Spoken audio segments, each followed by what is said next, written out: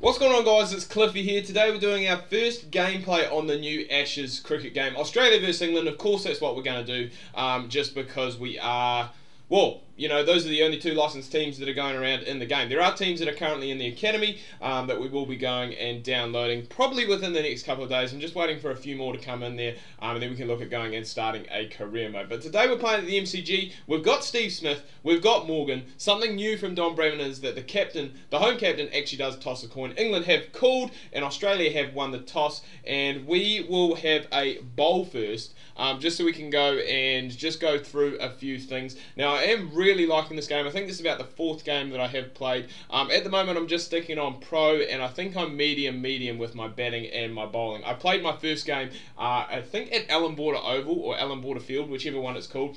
Boundaries there. If you're looking for high scores, definitely go and check that out. Like, the boundary's only 50 metres long, for God's sake, and it is just very impressive. So I've changed back a few controls. So I've changed the, hang on, I just got to make sure we get this right field. We're just going to rock with this anyway. But I've changed the pace back to the standard that we did see in Don Bradman 17 and 14 respectively, just because I can't seem to quite get the buttons and stuff. Look at that player face of Mitchell Starc. That is so good. Yeah, just to get that player face. Now, what am I saying? Player face, God. I'm just obsessing over the player faces at the moment. But just to get really that, the timing just wasn't quite there, and I just didn't enjoy it. I do enjoy doing it with the spinners. I really enjoy bowling with the, well, just with the buttons rather than the analog sticks. So we will see that in a second. We do have Nathan Lyon and Adam Zampa playing today, so we can see the difference between off spin and leg spin, which I'm quite happy with. And already we can see, and this is something that I've noticed already, is that a lot of the shots do look a lot more crisper. That one there, a shot like that, you would never get that in Don Bradman 17. Just the way that he played the bat, it does make it look a whole lot more realistic. Something else that is quite cool that they have brought back as well that I like, which you guys probably can't see because my webcam is there, but that is actually, you can probably see it at the bottom just. And I need to remember that I need to keep throwing it in, otherwise we are going to be here forever. But you can see in the top right hand corner, just underneath my webcam, you can see the top of the radar, and you can only see the bowler, Mitchell Starc, and the mid on and the mid off. But that's quite cool, and that is quite useful when you are batting as well. It saves you going around all the time and checking. This, I don't know if it has taken the outside edge, but the fielders do go up, and it is gone, caught behind. So a thunderbolt from Mitchie Starc has seen Peter Neville take the catch. I have changed the side around just a little bit, just because I have really gone with the default side for majority of the games that I've played so far. So I brought in Stoinis just because I want to see what he looks like. I was potentially going to use him as a bowler, but now that we have gone and changed it around, and that shot there, you just see the flick of the wrist, very subcontinental, and a very nice shot from Joe Root. So the amount of shots, and I guess the way that the shots are portrayed in this game, has changed hugely. Alex Hale's 2 matches in the 5-5 arena, and he does have 32 not out and a strike rate of 200, so he's doing a fairly good job. At the moment, the current rate is that one there has been hoisted up by Alex Hale's first ball. The projected total at the moment is 8, so it's quite cool that they have gone and got that there. I quite like just the layout that they have. I'm not sure if that is the same for other teams that are non-Ashes teams, obviously everyone but Australia and England, but it is quite nice, the HUD that they do have down there. And I quite like the timing bars when you're batting and bowling and stuff as well. It's very minimal, and I think that's what it really does need to be.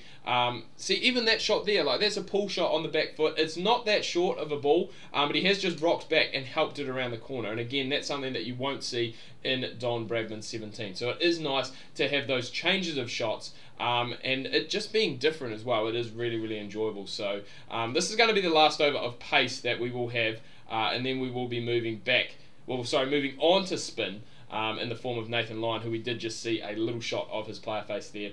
I must say, like, the player faces in this game, I would kind of, you know, rate them alongside the likes of FIFA and NBA. Like, they are really starting to get there. For a company, for a small budget company, you got to remember that Big Ant, the people who made this game, and made Don Bradman games, you know, if you compare their company in size, you know, to the likes of EA or even 2K, you know, EA and 2K all the way here, Big Ant probably had the funding of like here, and obviously the people power is a lot smaller as well. So for them to make a game like this that they have gone and done is bloody awesome. And we will go and bring in the spinners now. A bit of an expensive over there oh, nice Gary, look at that, rubbing that ball, getting the shine up. And this is what I'm talking about just with the changes that we have seen. So this is something that I definitely prefer bowling with the spinners. And I know there are a few other YouTubers that are like that as well. I know Twisty is the same.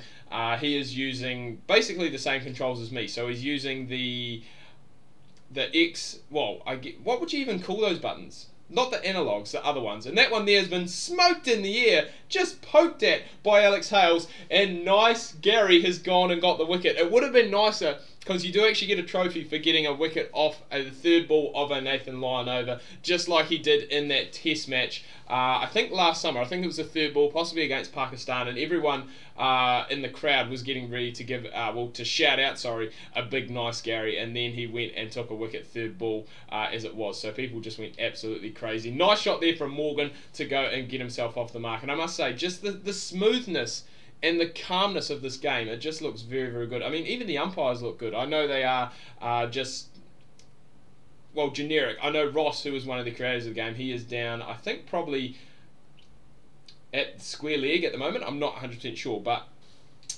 Steve Smith as well. We went through this in this afternoon's video as well, the one that came up. That's a nice shot from Morgan, just rocking back on the back foot, transferring that weight nicely and getting it away. But the video that came out at lunchtime, which had all the player ratings for Australia and England along with the player faces, so definitely go and check that out if you haven't already. And we do have a menu walkthrough as well, which came out at 9 o'clock New Zealand time this morning. So if you haven't checked out either of those two, definitely go and do that now. Expensive over from Nice Gary. He has gone for 10, but he did manage to pick us up a wicket. And now we do have Sweatband Adam Zampa coming into the attack. I'm just going to change, I'm just going to keep the field as is, just because I want to try and speed through this. We do still have to bat in this game as well, and it's looking as though we are going to get to a fairly decent score. I must say, the first game that I did play, the one that I was talking about earlier at Allan Border Field, oh, that's a, catch that. Nice work from Peter Neville behind the stumps. A lot of people, that is why a lot of people are saying that he should be the Ashes wicketkeeper, just because of his work behind the wickets is very good. And that one there has just been pushed away by Joe Root. It probably is going to have enough to race across this MCG outfield. And it's crazy to think that it was only about a week ago that a few of the Melbourne boys and Ross and Glenn Maxwell were actually at this very ground testing the game out. So it's come around so quick, you know. There's a lot of hype about it. It kind of just came out of the woodwork. We had packs about 2 weeks ago that we were, I guess, treated to a bit of footage, and then since then it has just come out, and that is possibly going to be a wide from Zampa. Look at the headband. Absolutely love it. He doesn't have the top knot, the man bun, or whatever you want to call it.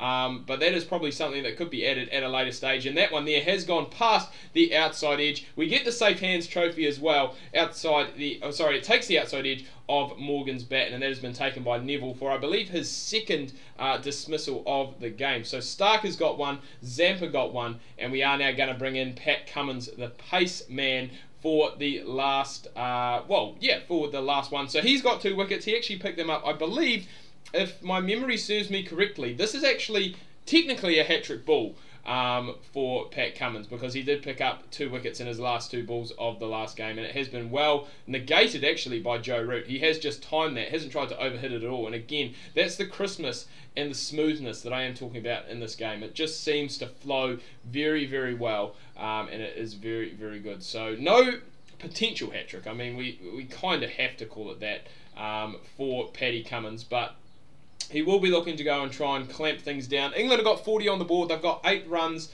They've got 4 balls left to go. 8 runs would get them to 48 because my maths is good. But I was actually talking, I believe, before Zampa did go and pick himself up that wicket. I was playing that game. The first game I played was at Allan Border Oval, Allan Border Field, one of the two. And as I said, if you want a run fest there, definitely go and play on that ground. I think I scored 96 batting first, and I think England actually managed, I was quite impressed with this for an AI, they actually managed to get, I think it was somewhere around, I'm going to go with the cross seamer because it works so well for me in DCB 17. England still managed to get 70 odds, so we scored 160 runs inside the space of 10 overs. That one there has been actually played pretty well, to be fair. again from Joe Root, he has just timed it, come out to the middle. He obviously got off the mark with that 4. He has just carried on that timing throughout this innings. Final ball of the innings for the English, and Joe Root has helped it on its way for 6, boys. So England get to 50. They finish their 5 overs, 3 for 50. The Australians coming in to bat now with Warner and Finch, with Khawaja at 3, Smith at 4, Stoinis at 5. So we do have quite a low... oh, sorry. Oh, no, God. I keep getting this mixed up. I keep thinking that I need to use that there for my runs. Okay, no run there. No run there. So we are pretty light in batting today, to be fair. With Stoinis at 5, as I said, and Peter Neville at 6, which I think in one days is probably a little bit too low for him. I'm going to try and precisely drive that there. It has just been nudged out just.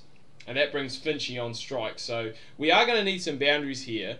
And I'm probably thinking through that cover region is where we want to go, where we've got it at the moment on the radar. Not that you guys can really see that a whole lot. But instead, we're going to flick that away through square leg. And that is going to be the first boundary of the innings, boys, to Finchy. He gets off the mark with a 4. So that is a nice shot by him. And there's still a huge gap out there. Still a gap in the covers as well. And I might actually have to, looking at this now, potentially look at... Oh, God. That's out court. Jesus Christ, that is a bad shot. What were you thinking? What were you thinking, Finchy? I might have to actually potentially move my camera. Even Aaron Finch's player face looks bloody awesome. To the top left-hand corner, just so that we can see, I guess, that radar. You guys need to let me know in the comments if it's something that you would like to see. And we're going to go up over here with Usman Khawaja. First ball. And it's a 78 metre 6, boys. The boundaries must be in a little bit here today at the G, because they don't seem to be right all the way back. But we do have an absolute full crowd. And I'm just trying to think, when I went to my one game, well, sorry, I've been to 2 games at the MCG. I think the first time I sat, it must have been above the sight screen, because I was where I was basically behind where the cameras were when I went to the Melbourne. I went to the Melbourne Renegades, Melbourne Stars derby, probably 2 years ago now, maybe 3 years ago, and we're definitely up there. And then the other one, I just went to a Shield game last November with Queensland and Victoria. I only went for about an hour, just because we did need to take a train out to the airport, I think, from memory. I think we were heading to Fiji, so couldn't really watch a whole lot, but it was one of those things that we were there, we were in Melbourne, and there was a cricket game going, so I just had to go and watch, because, you know, that opportunity doesn't come around very often. So that was good to see. That shot there, that's a bit of a unique shot. Again, very risky from Uzi Khawaja there, and he has gone, picked himself up. I was going to say, that is his second 6 of the innings, and he's moved on to 17 off 5. The run rate is just 21 of 19. For the Australians, and that one there, we have just gone and picked out the fielder. Uzi, you got to get back, man. You can't just stand halfway in the. You can't just stand halfway in the middle of the pitch and say, "Oh, actually, maybe I will go and try and take the run there." So, can't really go and do that. I'm kind of just running out of things to talk about, and I'm running out of shots to play. I want to try and play a variety of shots, and I don't just want to go out and try and slog everything. I do want to try and play, you know, a few classical shots. We've played down the ground, we've played through the covers, we've played that flick off the hip. The only thing really that is missing is that shot there, which is pretty risky, to be fair. It has gone up over the top of the stumps, and we probably won't be trying that again in a hurry, but that's alright. We will carry on that there. I'm going to try a precise shot here and just try and dissect that field. Oh, Dave Warner. Oh, I was going to say, you've sold Uzi down the creek. So the precise shot, I think, is one of those shots that they did have in Don Bradman 17. I think it's one of the ones that, you know, you kind of just push it and kind of just nudge it, work it into the gaps to try and potentially pick up that 2 or that 3. And my God. One thing, and I did say this in the player ratings video that came out earlier today, the fielding for both the Australian and the English side is absolutely off the chain. All of their players are very, very good fielders. So, you know, you can't really take a whole lot for granted when it comes with you running between the wickets. And I guess hitting it in the air as well, you do need to be careful, because if you do hit in the air, odds on that you probably are going to go and see yourself out caught. So Just a few singles to start things off here, and Kawaja's going to go break the shackles, grab himself another 6 actually, so he has been so far very destructive. 24 off 10, required rate is 20 off 14, so we need 20 and just over, sorry, 2 overs, so I feel as though we've done a fairly good job there. And I mean, if we could pick up with David Warner, who's been very quiet here, he has only faced 4 deliveries, but if we could pick up a boundary with him to finish things off here, take it down to 13 or 15 needed off the last 2, then I think we are going to be in some good shape. But he is going to go. I'm still trying to learn how to play off the back foot. That's going to be in tomorrow's videos. I'm going to have 2, probably one again at lunchtime and then one at 7. Just going through the batting and the bowling tutorials, because it's something I did in Don Bradman 17 and it worked quite well, and it did help me to become a better player as well. So in comes Abdul Rashid, and spin is something that I've just really taken on, to be fair, in all the games that I have played. I can just absolutely smash it to all parts of the ground. 6 for David Warner. That's his first of the innings, which is very surprising. He has only faced 6 balls, and 9 runs is what is on his list at the moment. So that one there we're going to just nudge through onto the leg side, and that does have fairly good timing actually. It has been cut off on the boundary, but a pretty weak throw. I probably could have come back for the 3rd, but we won't, because we don't want to lose any wickets. We want Warner to stay here. We want him to finish not out, and I'm really hoping. I'm trying to play the sweep shot. I'm just trying to show, the differences in the shots and the new shots that have been included in the game. But I'm just trying to think. I'm pretty sure it's L1, but I could be wrong. For an unorthodox, oh my god, for an unorthodox shot. And I don't know why I'm continuing, because I know that if they hit, I'm going to be out, just with the way that these teams are set up and the fielding in the sides. As I said, it is very, very good. So we'll just continue to keep nudging it around. We'll head into the last over, you'd have to think, especially with 8 needed. Unless there is a no ball here, then we will be home and hosed. But not quite the case. Davey Warner goes big, doesn't really get any timing, but he has lifted it up. He's got enough. He's going to get 4. Australia move on to 47 for 1 with 1 over left to go, and it is going to be Moeen Ali coming into the bowling attack. I believe this is the first time I've actually faced Moeen Ali, which is quite strange, because it means that we haven't really gone and taken it to the last over of the innings. And that there, as you can see, the delivery strides, there are different bowling styles, different batting styles in this game, which is very nice. For your leg spinners, your off spinners, your pace bowlers, all of them can bowl differently, bat differently, which is really, really cool. So we have actually gone and wrapped this game up here. Kawaja, really the man of the match, 30 off just 13 deliveries. And Australia somehow have only won by 4 wickets. I don't know how that works, considering we did only lose 1.